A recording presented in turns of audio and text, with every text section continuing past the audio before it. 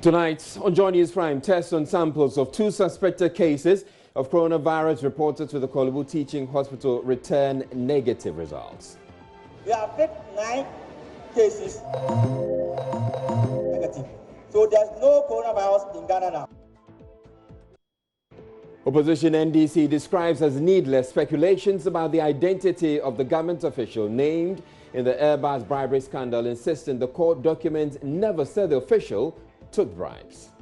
Minister of Communication says government has no plans to shut down the internet during the December elections, but warns it may be compelled to restrict access to social media to check abuse of the platforms. In business, Ghana loses about 12 billion cedis taxable income to corruption through business registration. We will tell you more on a new survey by the Private Enterprise Federation on corruption in public services delivery.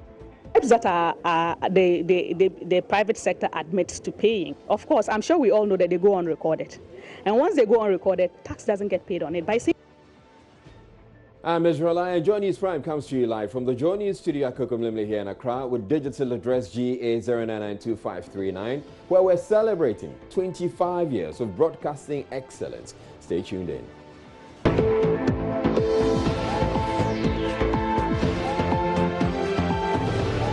Joynews Prime Headlines was brought to you by Milo.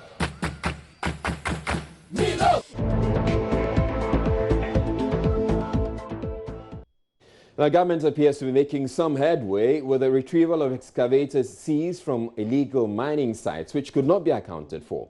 Of the about 500 excavators seized by the National Anti-Galamsey Task Force, the Interministerial Committee couldn't tell the whereabouts of nearly 140. A number of arrests have been made over the disappearance after the Minister of Environment, Science, Technology and Innovation lodged a complaint to the police, leading to the retrieval of some of the heavy-duty machines. Joynews' Latif Idris visited Adenta Aviation Park in Accra, where some of the excavators are being evacuated from various parts of the country. Fight against illegal mining, popularly known as galamsey, has taken an intriguing twist. The fight has somewhat left the bushes, the water sources and the forest reserves and has now found its way on the corridors of power with accusations and counter-accusations and a few arrests along the way. The fight, which we all know started intensely in 2017 when President Akufo-Addo took over as president, led to the arrest and seizure of about 500 excavators. At least that's what we were told by then Lands and Natural Resources Minister John Peter Amewu. Today the fight has taken a different twist. After these excavators, 500 of them were told were arrested. Miraculously, some of these excavators went missing. These excavators were seized from illegal small-scale miners who were doing their businesses in the river bodies, in the forest reserves, and the country's most treasured places. The excavators are now at the center of the controversy and the intriguing stories that are unfolding in the fight against the illegal activity of mining. Behind me, we can find dozens of some of the excavators that were seized from illegal small-scale miners who were doing their nefarious activities in the bushes and forests of the country. Today, we know some little over 300 have been retrieved. Now, out of that, what we have here is nowhere close to 300. And even out of the 500 excavators that were seized, only a little above 300 have been found or located. Question is, where are the remaining excavators? And that is why some appointees, government appointees who were entrusted and very instrumental in the arrest and seizure of these excavators are now bound to answer the questions about where exactly these excavators are. We are told some of the excavators have been sold out in Ghana and outside the country. We are also told some of these excavators that were seized between 2017 and 2019 have somewhat miraculously found their way back into the forest doing their illegal business. Some have also miraculously gone missing. Today we are here to trace the remnants that have been found here at Adenta Aviation Park, which is the center. We are told by authorities that this is where all the excavators that have been retrieved across the country are going to be parked. In the meantime, we know that Ekwewusi and some other individuals are currently facing the law for their involvement in the missing excavators. Only time will tell how far this fight will go. And already we know some individuals are already coming out with documents to show that indeed some of their excavators were seized by the team, and that some of the individuals who have been arrested by the police to assist with the investigations are complicit. That is left for the police and investigators to ascertain whether these are facts or mere speculations.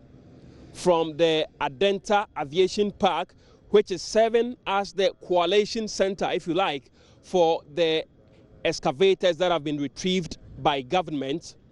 This is yours truly, Latif Idris, reporting for Joynews.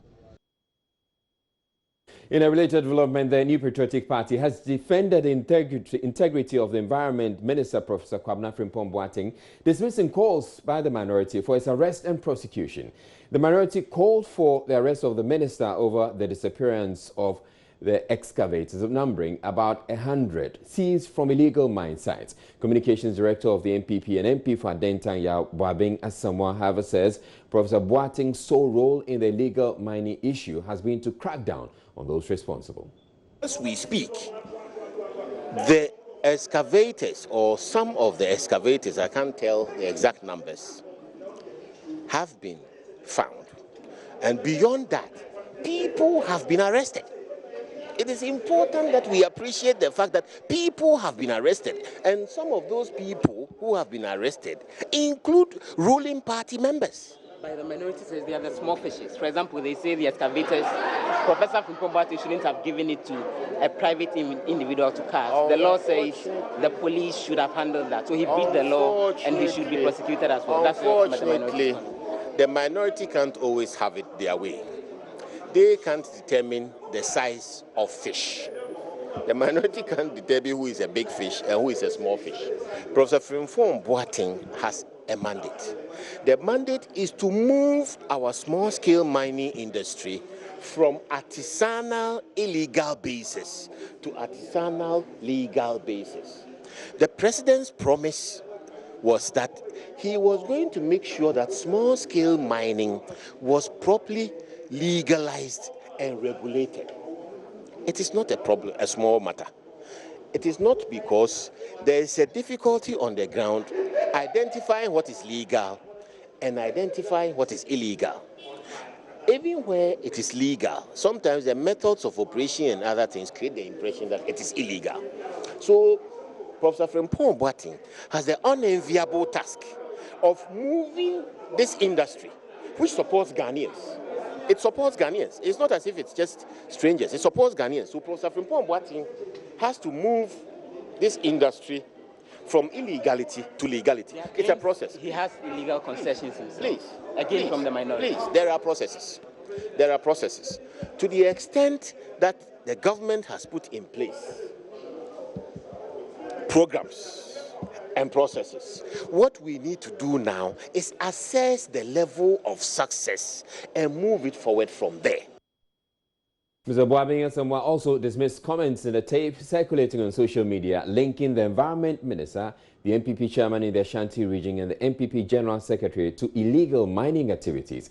He says the minister was only facilitating legal small-scale mining and not illegal mining. I have seen that tape. I don't think Frimpong said anything out of the ordinary.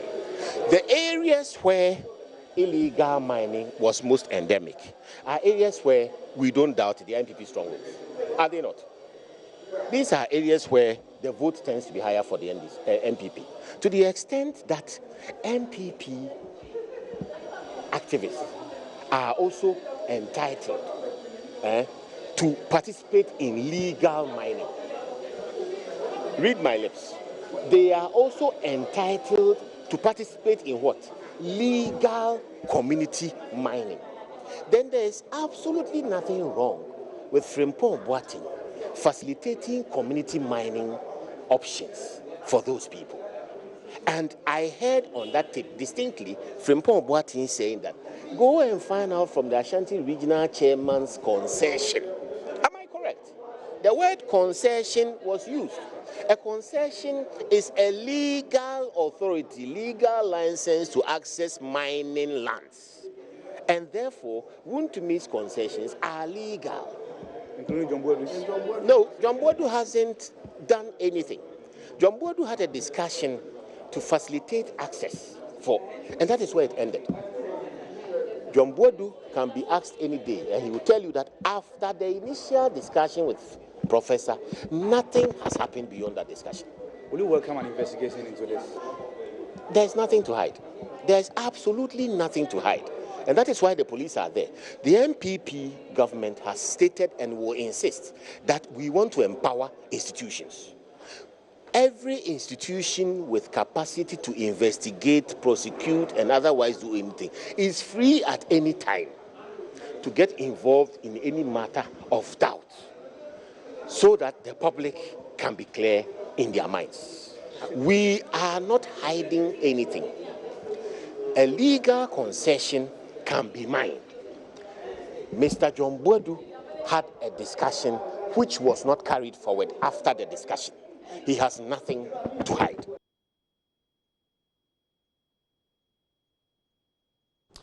Now today on Joy Clean Ghana, if you thought inhabitants of Jamestown are exclusively guilty of channeling their toilet facilities into drains and the sea, then you need to revise your notes.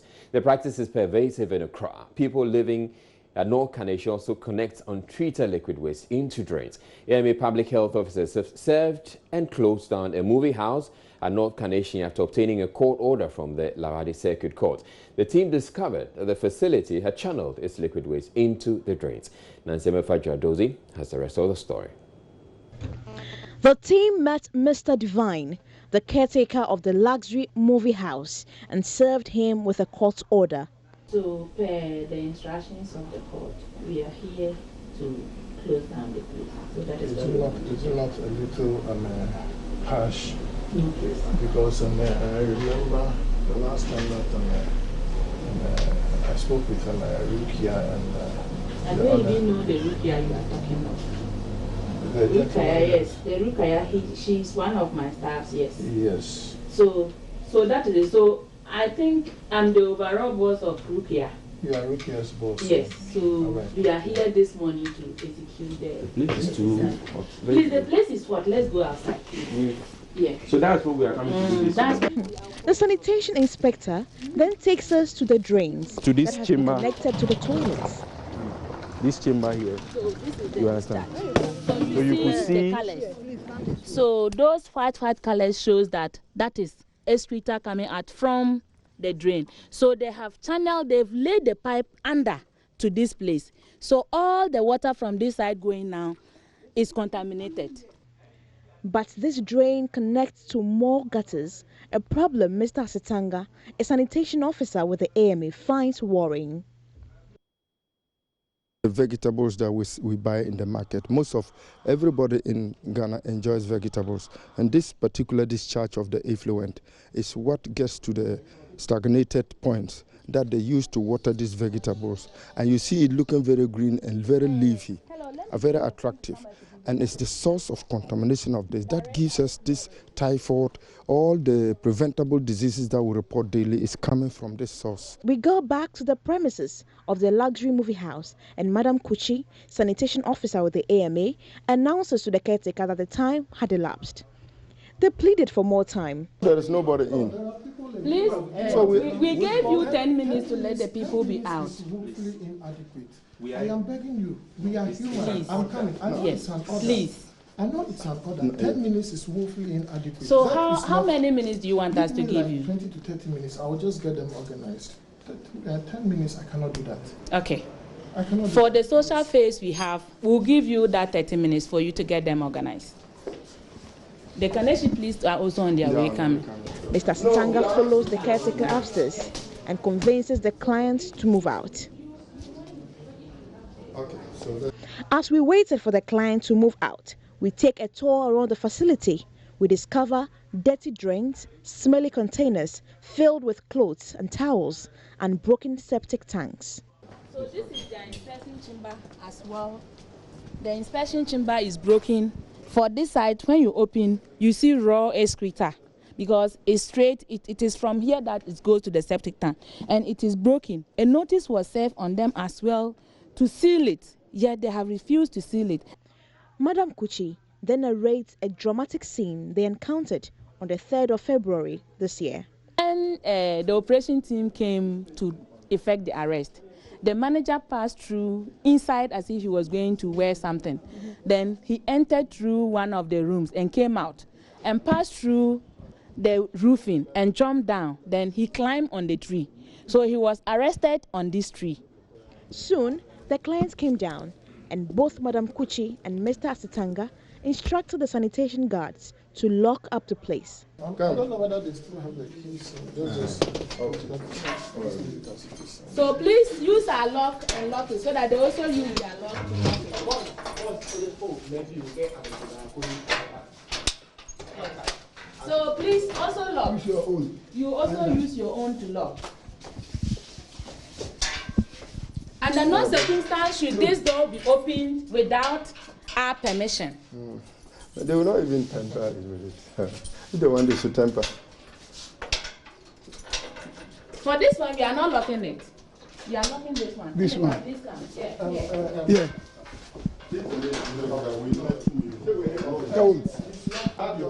Yes, so we are done. So we are done with the court order. So we are leaving. On 21st of this month, we'll meet in court. They said they have all the things that we asked them to produce. They will bring it in addition to what is still flowing outside there. If you are doing wrong, change, else the laws will catch up with you. You're watching Joynews Prime. We're taking a break, but still ahead. Tests on samples of 2 suspected cases of coronavirus reported to the Kolebu Teaching Hospital return negative results. There have been 9 cases, and all the 9 are negative. So there's no coronavirus in Ghana now.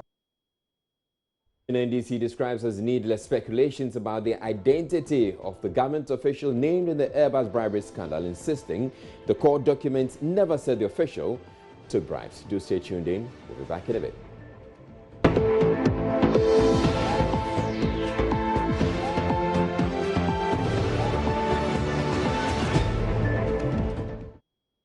Now, test results from blood samples of 2 people suspected to be carrying the novel coronavirus have proven negative. The 2, a Chinese and an Argentine, showed up at the Kolebu Teaching Hospital on Wednesday with symptoms similar to those associated with the disease. Deputy Director of the Public Health Department of the Ghana Health Service, Dr. Franklin Gisedu-Bekwe, explains the latest negative results bring to 9 the suspected cases tested so far. We are in an evolving outbreak. A lot of things are going to change, but let's try and have a concerted effort, and then we can address the challenge that will occur.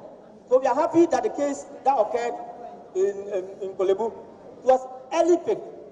So if you look at the case definition, for the wholly hitting it, but at least the clinicians thought that it could be coronavirus. So to me, as a country, as a country, we have picked 9 cases, and all the 9 are negative. So there's no coronavirus in Ghana now. But I want to assure all of us that let's be vigilant.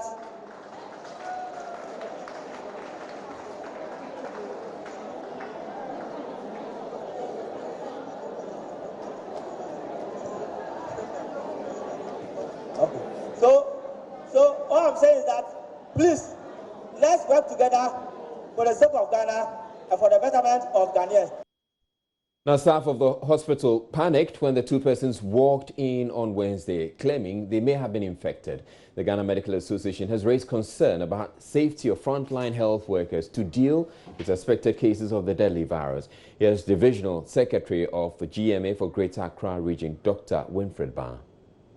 I don't think the preparedness in the hospitals is adequate now. So we are told that we had these two nationals. One is a Chinese, one is an Argentinian. And they just walked into the emergency room in Kolebu. Apparently, and this is what I was told, about 30 minutes ago before I walked in here. So they walked in, they didn't even come for a referral letter, they walked in. Apparently, they said they went to another facility, I won't mention the name. And when the people suspect, one is a Chinese, one is an Argentinian. So when they saw them with these Malays and all the same things, they were like, go to Kolebu. They didn't even attend to them. They said, go to Kolebu. But we were told that the centers are Ridge and Tema General Hospital. But they asked them, go to Kolebu. So there's a problem with even communication. So they also came to Kolebu, they walked and they got into the emergency room. And then everybody is panicking. And according to the public health director, one of them, so the Chinese left China in September of last year. So we say that it wasn't within the period. But the other person who had been living with him actually got into he also was in Shanghai, but that was in January, and came down. And they've been living together. Now they all developed some symptoms that fits the case definition, but it doesn't mean they have to. Well, the Kolebu Teaching Hospital has a short staff of adequate resources to deal with the deadly coronavirus. CEO Dr. Daniel Asare says frontline health workers will be given enough protection to deal with suspected cases. Out of nursing service and DMA, we see to the distribution to make sure that everyone gets the PPE. The government does not need to give us money. They will have to support us. Listen, nobody should use this, give me money. The monetization must stop now. I don't want anybody, this is not a program, all of us are in the field. So with that, you are assured, Ghana is safe, Kolebu is safe, we don't have coronavirus, we have enough PPEs to go for everybody. Thank you very much. Now, in our quest to inform and educate the public on the coronavirus, we take you to the Noguchi Memorial Institute, where all samples of suspected cases are taken for confirmation or otherwise. And as many of our health desk takes us round. I'm inside one of the laboratory rooms here at the Noguchi Memorial Institute. Remember, they are the facility mandated to carry out testing for samples that are brought here on suspected cases of the deadly coronavirus disease. Are they ready? Are they equipped to do the work? And really, what does it look like? What does it entail to have these samples tested? We are here to meet the men and women in charge. They will take us through the processes to have at first hand what it takes to come to a conclusion that a sample is either negative or positive. Come with me. We start with the RNA isolation. We are dealing with the RNA viruses. So apart from that one, we also do other things here in the lab. So we isolate, we do the RNA extraction from here. So what they are doing there is the extraction? Is the RNA extraction, yes. To be able to diagnose, you need to run something called the polymerase chain reaction, a PCR. So the reagents for these things, they are a bit expensive. So we have to take our time to do the work really well so that we are not wasting reagents and things. How many staff do you need to work on, say, one sample? So one person can do it. But usually we have people either doing the RNA isolation and then we go and see the... We test at a time? We can really test a lot. When we go into the machine room, you will see it. So we have currently 3 to 4 real-time PCR machines that are working. And for each machine, it can take 96.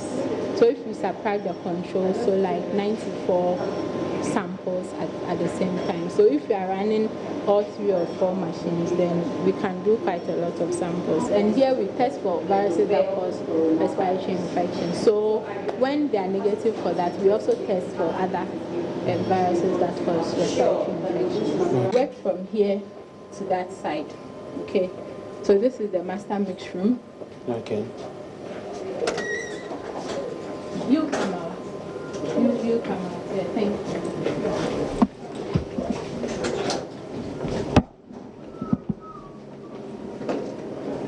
As you can see, we have 3 of them. So if anything is happening, we can do a lot of testing. So these are the people who are doing the work. Can you briefly tell us exactly what happens here at this session? We are trying to put a cocktail of things together. You need to have primers that actually target a specific part of the pathogen you are looking for, and that will help you to, when you put it in a machine, it will help you to know that it's this particular pathogen that is in there or not. So that's what we are trying to do here. A whole lot of things we put all together before we introduce the templates, the RNA, where you went the first time, before we introduce that into this and put it in the machine. I think that'll be the next place you go to, so you get to see exactly what happens there too. And then we add this here in this hood. So you see it's completely separate from the other room, okay? Yeah, and then we bring them into these machines, 3-4 machines. And each machine takes a 96-well plate. Yeah, so these are called real-time PCR machines. So you see the results as the test is running. So when you do like a polymerase chain reaction, a PCR, for most of it, you have to first run a gel. So this will take a very long time. After the process, it takes like 3, 4, 5 hours. Then you have to run a gel for another 1 hour before you are able to see your products. I think we are able to work late into the night and all that, so people should not panic. But you don't run 24/7? Sure. Not really. I think when we have our results and everything is fine, then we are allowed to go home and sleep. But if like we need to stay, we always do that. So that is what really happens here at the Noguchi Memorial Institute. And I'm sure a lot of you are wondering why I'm not in a nose mask or any of the protective gears. Well, the specialists here or the scientists here tell us that once a case is suspected and samples taken, it is conveyed in a very professional way, in a manner that is safe and also poses no threat to anyone. From the Noguchi Memorial Institute here at the University of Ghana, my name is Ernest Minu for Joynews. In another development, doctors at the Greater Accra Regional Hospital say they are ready to manage any case of the novel coronavirus. The facility has 2 centers to hold patients. The holding and treatment centers are fully equipped with 35 staff members. There's more in the following report by Efwa Evans-Chenry. Here at the Greater Accra Regional Hospital, one of the health facilities designated by the Ministry of Health to manage possible cases of the novel coronavirus. And I have with me Dr. Emmanuel Sofignon, the medical director at the hospital here, to tell us what exactly is going to happen if anybody comes in here with the virus. We are at a center that we call the Infectious Disease Center. The Infectious Disease Center of the Greater Accra Regional Hospital. So as I have explained earlier, the process starts from the emergency units. If a case is suspected or referred in as a confirmed case, these are the 2 possibilities that the patient may have just walked in herself or himself, and we will, through our screening process, suspect that it may be possibly a case, or confirmed case having been transported through an ambulance system to our doorsteps. When that happens, the necessary communications takes place, and then the patient is conveyed through our own internal ambulance system to this center. Before visiting the centers, Medical Director Dr. Emmanuel Sofignon took the team on a tour of some of the wards where triages have been set up to ensure all patients are properly screened before they are allowed into the facility. You are checked first at that table that is in front to check your temperature and give you, and if the temperature is high, we check on the travel history. And then once you are cleared, then you are free to come here. And then the staff here is also safe to access you in a more detailed manner. So that is the process. So where do you keep anybody whose temperature is detected to be high? Where do you keep the person? Thank you. So all that we will do is that when we detect you that your temperature is high, then it means your temperature is high and you have a travel history and you have signs and symptoms that is suggestive that probably you may have you may either be you may have the condition. Then it means that we will set you aside, give you a seat to sit on, and we make arrangements. We call the drivers, and they come in a very protected manner to transport you to the holding center. Dr. Sofenyo is, however, worried about the insufficient number of doctors and nurses at the hospital if there should be cases of the virus at the facility. He's pleading with government to deploy more nurses and doctors to the facility. We have security men on board, we have orderlies on board, we have doctors on board, and we have nurses on board. But the implication then is that these staffs are staff who work in the main hospital. So when we deploy them here, there's going to be shortage on that side. And that is why we would like to use this medium to also appeal to the government to send us more of the technical staff, especially the nurses and then additional doctors, so that the preparedness plan can really work. Because much as we are treating these patients that may come, we don't also want to compromise on the work that is done on the main side. Dr. Sofenyo also advised the general public to be wary and ensure they practice good personal hygiene habits.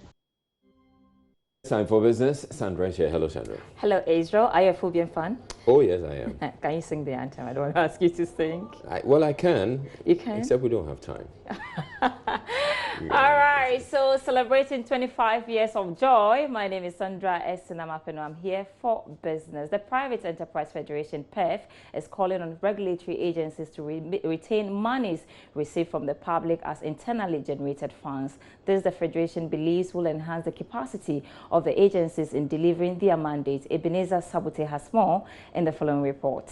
The call by the Private Enterprise Federation follows a survey conducted which indicates that the country is losing significant amounts of money from the private sector as a result of payments or bribes to avoid delay in processing their business permits. The report also reveals that in 2018, Ghana lost about 12 billion cedis taxable income to corruption as illegal fees and payments made. The lead consultant for the survey, Clara Kasati, has been speaking to Joy Business about the need for government to resource the regulatory authorities. Don't have the resources to do their job.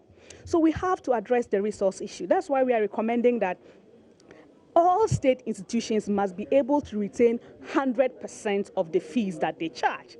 These fees are not taxes. They should not be going into the consolidated fund, because we know that once the money gets into the consolidated fund, getting the money out becomes a problem. You go to some of these institutions and basic things that they need for their jobs, they don't have them. And the procurement procedure is a bit complex. So what we are recommending is that all state institutions should be able to retain 100% of the fees that they charge, just that, like the caveat I noted earlier on, the accounting procedure for accountability must be strong within. Then they can use some of these fees to provide some of the resources that they need. We cannot keep not resourcing public agencies and then complaining that they are not providing the service. We cite the example. Someone has to go for inspection. There's no car to go for inspection. What do? On his part, Chief Executive of the Private Enterprise Federation, Nanaose Bonsu, argues the private sector cannot be blamed because some of the agencies lack the necessary funds to expedite their mandate. You have to start from somewhere, and starting from somewhere is the services that are required by the respective public agencies. They themselves have difficulties with resource, with capacities. So the ability to deliver on their services or mandate is limited. And once those are inefficient, it's passed on to the private sector. The private sector has set up its business. He needs these requisite licensing to be able to operate. And when the licenses are delayed, it's a cost to him because he has employees, he cannot start. When the license permits and certificates are not forthcoming, sometimes they cannot apply for opportunities. So it limits the ability to compete. It limits the ability to create the resources and the income stream. And then on the top of it is the unnecessary, unsavory demands by certain unscrupulous officials of some of these agencies unless you put weight on your application, delivery is going to be delayed. The Federation launched a service delivery charter which is expected to help improve transparency between the private sector and state agencies. Meanwhile, the project funded by Star Ghana is expected to fight administrative corruption aimed at reducing the cost of doing business. Consultants for the project, Clara Kasati, who presented a report, fears the country could lose significant revenue to corruption if the trend is not reversed. The bribes. The bribes that the private sector admits to paying, of course, I'm sure we all know that they go unrecorded. And once they go unrecorded, tax doesn't get paid on it by its income. The people have received money, there's no tax on that money. Now, the second leg of it, when there are delays, what happens? Businesses lose income. And we saw the figures, they are huge. Businesses lose income. When businesses make income, what happens? The state gets to collect tax on that income. So the state benefits when businesses make profit, and then the state loses when businesses lose. So because of the delays, businesses are losing. And because businesses are losing, the state is losing. If we are able to address those delays, that means more taxable income, and that definitely means more taxes for the state and for the provision of public utilities and public goods. What's the collaboration between the PEF and also these state agencies, i.e.? It's been fantastic. I must once more commend the state institutions. They've been so candid throughout this process. We've been working on this for over a year, and they have been phenomenal. They have been very cooperative, they have been very open, they have been very candid. Because as we said, we started with the understanding that we are not looking to accuse. We are looking to identify problems and to address those problems. So they were not defensive. According to the World Health Organization, work-related health problems result in an economic loss of 4 to 6% of GDP for most countries. It is therefore essential for companies to provide conducive working conditions for their employees. However, a recent research by the BBC showed about 8.6 million employees fake sicknesses to get some break off work. Karen Dodu has the rest of the story. Have you ever faked sickness just to get a day off work? Or maybe you connived with a medical practitioner to get an excuse duty slip? Well, did you know that this is unlawful and could lead to your prosecution? Now, despite this, a recent research reported by the BBC showed that about 9 million people in 2019 alone did so because of what they term as poor working conditions and stress. Today, we hit the streets of Accra to find out how many Ghanaians have done that before and what the reasons were. Most employees I engaged admitted to feigning sickness just to avoid work. However, they were unwilling to go on record over fears of being victimized by the employers. Gilbert, who however spoke to Joy Business, admitted to have done that because he was under excessive stress and needed time off to rest. I ran out of my leave days, so I had no leave days scheduled again.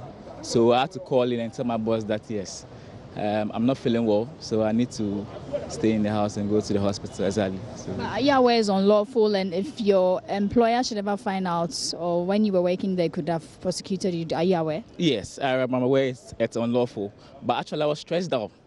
The work is very, very stressful. We speak for over 7 hours, 30 minutes. So sometimes you work within 4 days continuously, realize that you are stressed down. So sometimes it's not a wish though, but you need to call in for it to get that rest, yes. According to the research by the IT company Insight, a larger percentage of the sampled audience accused their actions on what they termed painful jobs, blamed on work culture, interaction with colleagues and workload. So what then could corporate institutions do to improve working conditions? Human resource expert Senyo Jabing explains that failure of corporate institutions to provide safe and convenient working environments could mean losses to the organizations involved. You see, employees sometimes leave workplaces because they have bad supervisors.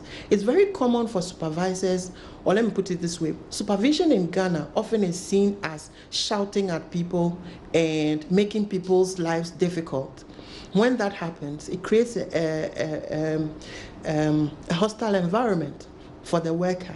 And if the worker is demotivated and fears the workplace and is not willing to be part of the workplace, does not have a sense of belonging in the workplace, then you would have workers who are demotivated and would often look for reasons not to go to work. He also stressed the importance of annual vacations explaining that it's a must that HRs ensure the employees go on leave as part of their human rights. So before you make that call tomorrow morning to fake the stomach pain, perhaps you could just request for a normal leave break, which is your mandate as a worker.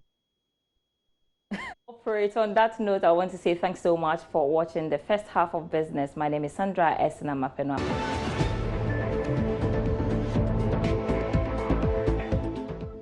The Ministry of Communication says government has no intention of shutting down the internet in Ghana during the 2020 elections this December.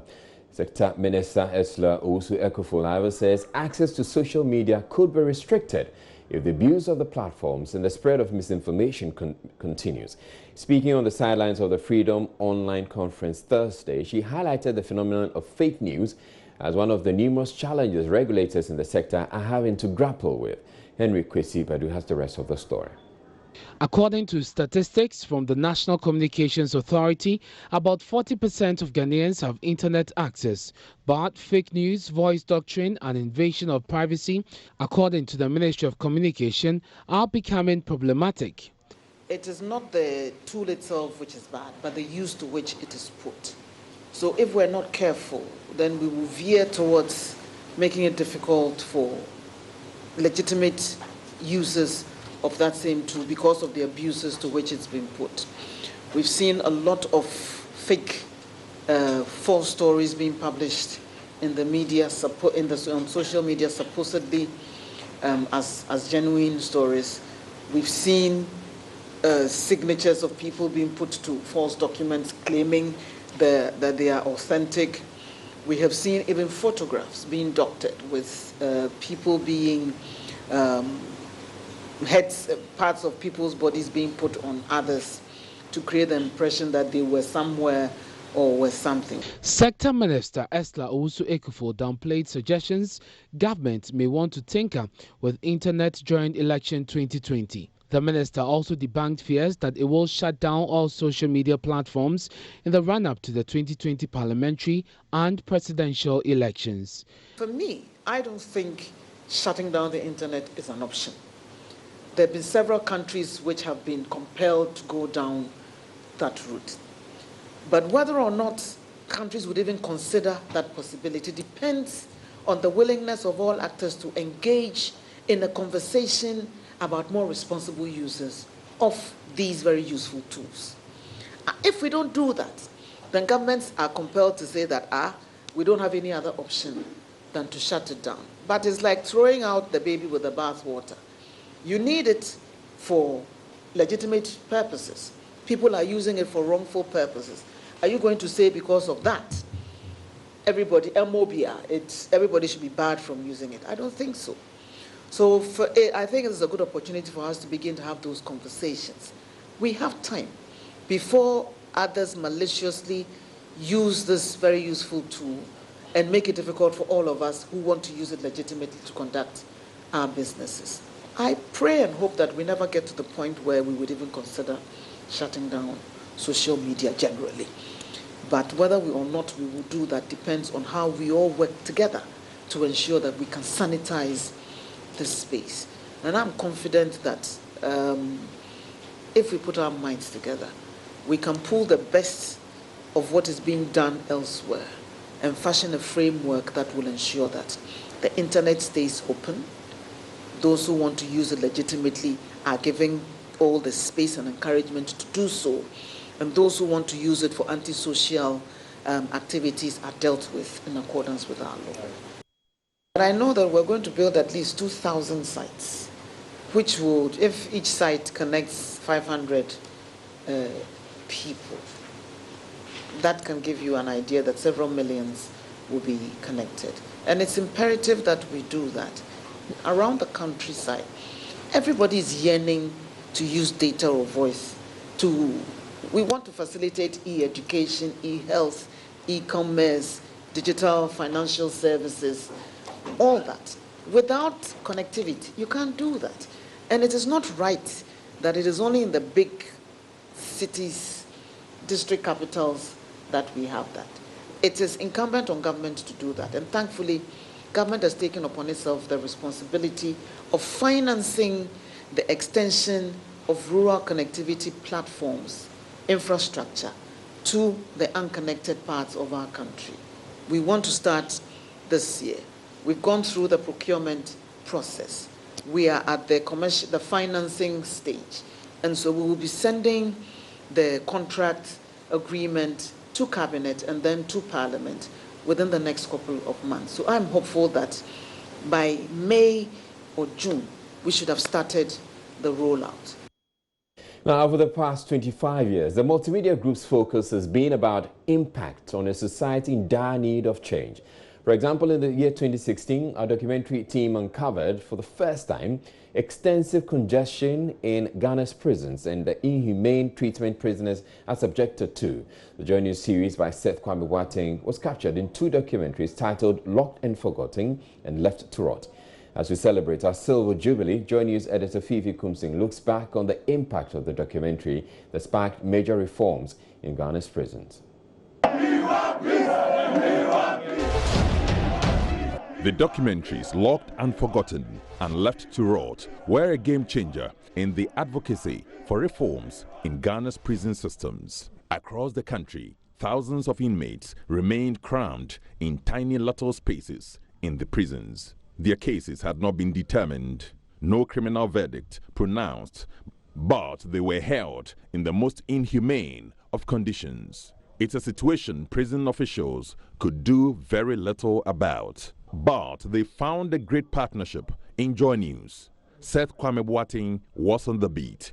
Following the revelations, the then Chief Justice, Justice Georgina Theodora Wood, was moved. She reactivated the Justice for All program, a policy to try cases right in the prisons and speed up justice delivery. I have decided to speak to you on this, given the centrality of the issue to the hearts of Ghanaians and my own lamentations following the graphic images presented by the recent media documentary of Mr. Seth Kwame Boateng of Joy FM, and in respect of which I make the following suggestion.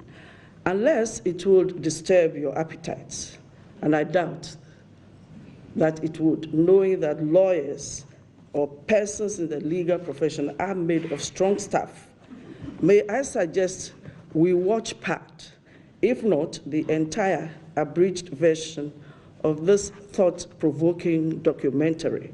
President at the time, John Mahama, pushed the campaign even further, promising to champion more reforms in the prisons. It is not easy to be locked away.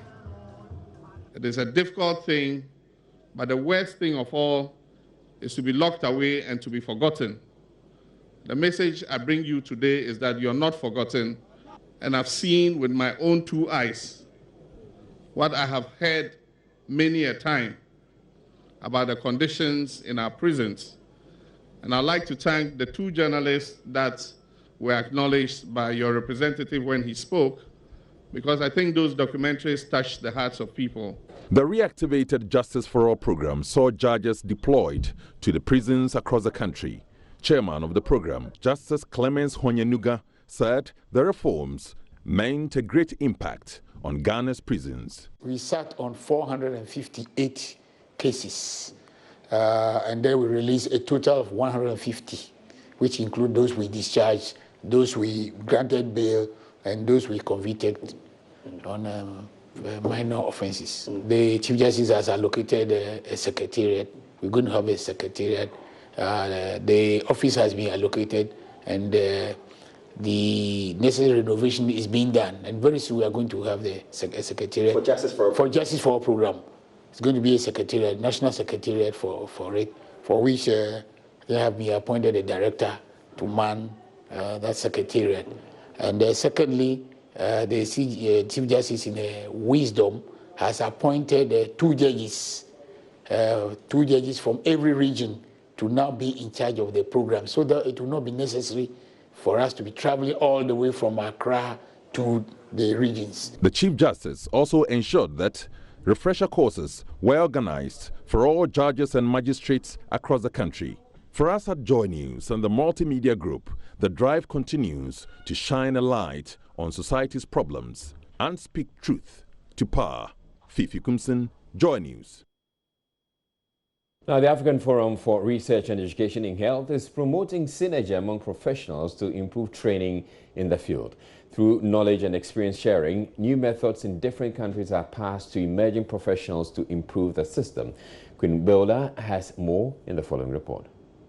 President for the association, Professor Marija De Villa, says the organization is confident the project can help retain young professionals who travel for good quality training elsewhere. She explains the organization targets training of students in healthcare delivery to work together to address challenges in the sector. Professor De Villas spoke to Loud News on the sidelines of an event to open a secretariat in Ghana. So we hope to address what we call human resources for health in terms of the number of people we train as well as the quality of we train. So we hope to train more healthcare workers, but we also want to give them the relevant quality training. And that comes in where you mentioned the technical expertise, so that they understand the diseases of the countries, the people, and that they want to work in their country. So many of our graduates go away, they go overseas and they don't come back. We want them to be so happy with the work that they do that they want to stay. We want to retain our graduates and then to work to know what they are doing. For instance, the one project we have, the Stripe project, we do training in HIV/AIDS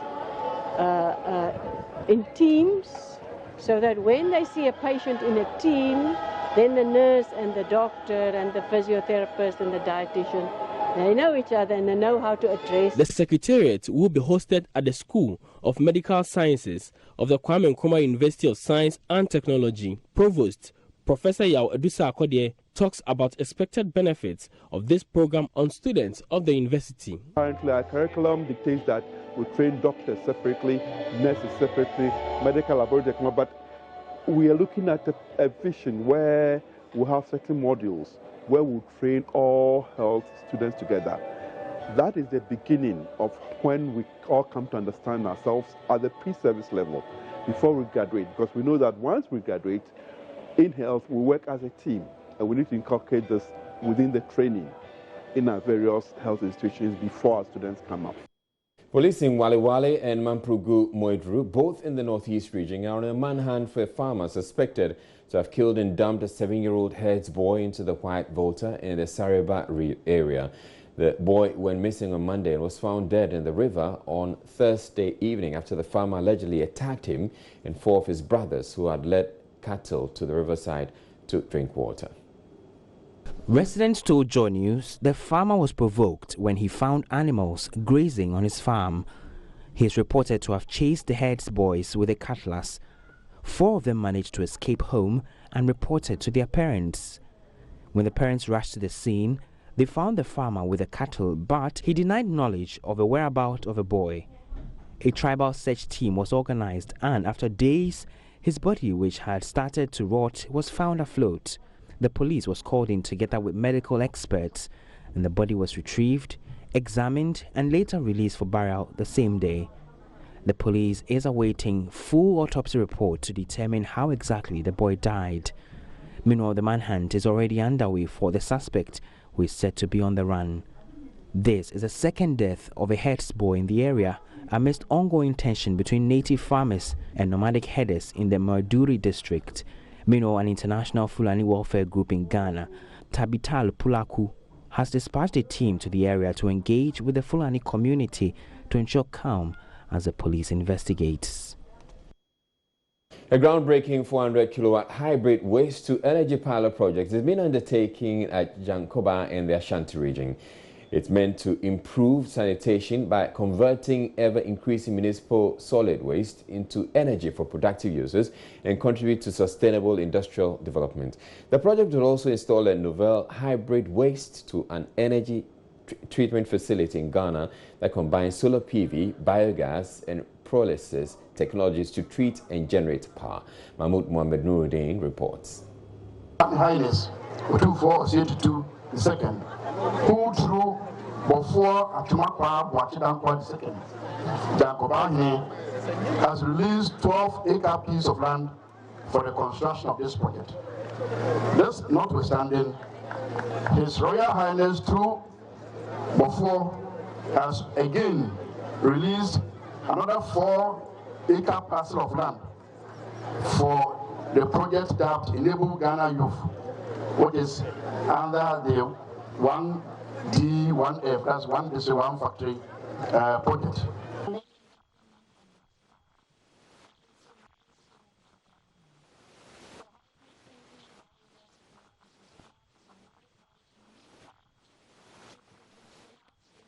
Interior Minister, story, we do apologize for the loss in audio in that story, but Interior Minister Ambrose Derry has described as abysmal and threatening in nature the state of Ghana's land borders before the current administration took office. The Interior Minister who made the statement was speaking on the sidelines of strengthening border security in Ghana, a 4-year project launched in Accra. The €5 million initiative is funded by the European Union Emergency Trust Fund for Africa in collaboration with the International Center for Migration Policy Development. PSA Nanaya Osafo has more in the following report. The risk of porous borders in the country poses several threats, ranging from criminal, medical, and even privacy concerns to citizens and visitors alike. The smuggling of cocoa seeds to Ivory Coast and fears of coronavirus crossing into Ghana remain genuine fears currently. Government is collaborating with the European Union on a 4-year project dubbed Strengthening Border Security in Ghana to protect the borders. Interior Minister Ambrose Derry believes the project will add to government's efforts. Before His Excellency the President took oath to take office, our performance as far as managing our migration and irregular migration in particular was abysmal. In 2016, the records they have of illegal Ghanaian immigrants crossing borders in Europe was about 5,756. It fell to 4,043, about 4,043 in 2017. But by June of 2018, it went further down to 497, which meant that the security arrangement and all the other systems that are put in place are working. He also hinted that government had freely taken the deal and was not under any international pressure. We made it clear to the countries of the European Union that Ghana would not be privy to their municipal law and their implementation, but that if genuine Ghanaians were brought home, we would accept them. And so far, this ceremony today shows that the European Union has agreed that they are dealing with a trustworthy partnership, unlike first when they wanted to push it around, which clearly the president wasn't going to agree. Now when the then Prime Minister of Italy visited, the president made it quite clear that Ghana would be an obedient and loyal citizen of the world, but will not be pushed around. The project targets better border management and security through 2 phases of development. First, it is expected to engage the Ghana Immigration Service, Police and Customs through providing equipment and training. Finally, the €5 million project will collaborate with CSOs, media and local government authorities to improve cross-border management. Project manager for ICMPD, Marco Bodignon, believes the state of the nation's borders will see satisfactory improvement after the initiative.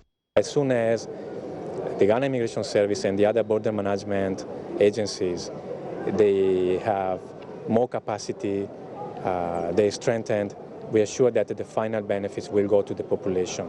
I mean, the main thing for us is collaboration with the government of Ghana. PSA Nanaya Osafo, Joynews. The opposition NDC has described as needless speculations about the identity of the government official said to have been a beneficiary in the Airbus bribery scandal.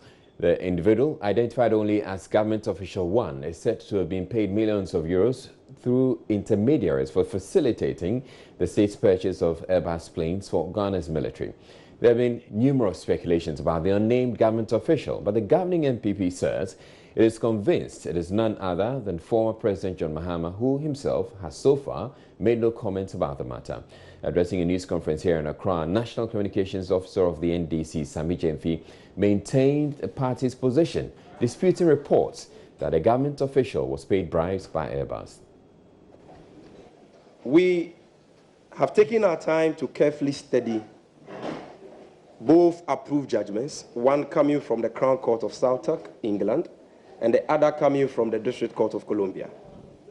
And in summary, both approved judgments have to do with legal infractions by employees and agents of Airbus and nothing more. And we've given you that summary, of the said infractions. The first is that Airbus, as a private company, on their own accord, engaged intermediaries to help them sell military aircrafts to Ghana between the years 2009 to 2015. That has got nothing to do with the government of Ghana. Secondly, while the use of agents and business partners is common practice with multinational companies, the approved judgments held that Airbus failed to follow OECD rules in the appointment of their intermediaries. That, again, has got nothing to do with the government of Ghana. Number three, the approved judgments further found that payment by Airbus of success-based commission to their agents exceeded the agreed 5% commission, which was captured in the transaction agreement. That, again, has got nothing to do with the government of Ghana. Then, finally, whereas there have been claims that success-based commissions were paid by Airbus to their agents with the intent of inducing or rewarding improper favor from the said government official one, it is instructive to note that there is no such indication, or there is no indication in any of the approved judgments on the matter that any such inducement took place. Now, ladies and gentlemen, let's be clear about certain basic facts. First, no ex-government official of Ghana is cited in any part of the approved judgments for receiving a bribe or demanding a bribe or committing any criminal offense. No ex-government official of Ghana is cited for either demanding or receiving a bribe or for committing any criminal offense. He also described the MPP's call on the NDC's flag bearer John Mahama to publicly confirm or deny his involvement in the saga as baseless and reckless. So, ladies and gentlemen, the indecent haste with which Yabuabia Samoa of the MPP jumped to pass judgment on the NDC relative to this matter was pathetic and most reckless, to say the least. No serious-minded person will draw conclusions based on conjecture and willful misinterpretation of the approved judgment of the UK Crown Court and the District Court of Columbia. And so we treat with contempt his statements and those of other MPP Highlands who may have thought wrongly that this was an opportunity for political equalization. Yabuabia Samoa is a lawyer by profession, and he knows, per the training lawyers receive, that it is reckless and irresponsible for you to cast aspersions on the character of innocent people based on conjecture and speculations. No one was mentioned in that report to have engaged in any criminal offense, not even the unnamed so-called government official one. And so to engage in the Nanabo, conspiracy theory he engaged in a couple of days ago is most shameful, coming from a lawyer. The NDC is also accusing President Akufo-Addo of enriching financiers of the new Patriotic Party by allowing them to engage in illegal small-scale mining in order to be able to finance the governing party ahead of the 2020 presidential and parliamentary elections. Their claim follows the missing excavators that were seized from some illegal small-scale miners, as revealed by Professor Kwabena Frimpong-Boateng, Minister of Environment, Science, Technology and Innovation. Sami Jamfi said the missing excavator saga is a scheme by Mr. Akufo-Addo to allow MPP bigwigs to go back into Galamsey to create wealth for themselves. By failing to punish the likes of Charles Bissiu, the members of the Operation Vanguard team who were reported by the Minister for Lands and Natural Resources at the time as having been compromised by illegal miners. President Akufo-Addo emboldened more officials of the MPP and government to engage in Galamsey with brazen impunity. And the results of that is what we are seeing. Now the questions, ladies and gentlemen, we must ask ourselves are, what happens to the millions of taxpayers' money that has been wasted on this so-called fight against Galamsey in the last 3 years? Because we've been making budgetary allocation for Operation Vanguard, for the Interministerial Committee Against Illegal Mining, for Galamstop, and all these bodies. We've wasted millions of taxpayers' money on this so-called fight. It is very clear that the fight has failed because of the greed and selfishness of President Akufo-Addo and his cabal of family and friends. Now, what happens to the taxpayers' money which has been wasted? What can appease the blood of innocent Ghanaians who have lost their lives through this fraudulent fight against Galamsey, including Major Maxwell Mahama? May his soul rest in perfect peace. And so this is a monumental betrayal of the trust of Ghanaians, ladies and gentlemen. For our government, our president and his people, a president who told us that he has placed his presidency on the line and wouldn't mind losing the next election as a result of this Galamsey fight. We had faith in him. Our chiefs had faith in him. The media had faith in him. Only to be defrauded. Only for he and his people to turn around and engage in Galamsey with impunity, destroy our water bodies. Look at the River Brim, look at the River Pra, look at the River Ofensu today. Look at the color of these river bodies. They are as brown as chocolate. And that'll be it for the Bulletin. I'm Israel. Thank you very much for watching. Have a good night.